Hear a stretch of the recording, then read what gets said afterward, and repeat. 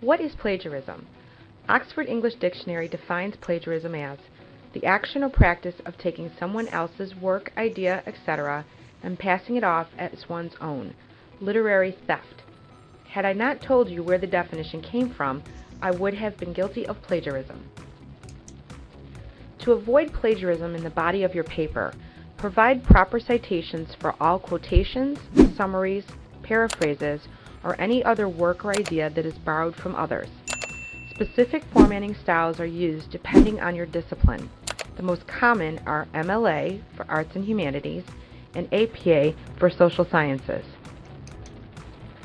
When using exact words, phrases, or sentences from a source, make sure to properly use quotation marks and cite where the information was taken from. How to avoid plagiarism in the body of your paper. Here is an example using APA style. This author has quoted Goebbels' 1995 article. Note the quotation marks. Here is another example using MLA style. This author has quoted a personal communication between himself or herself and another person. Note the quotation marks.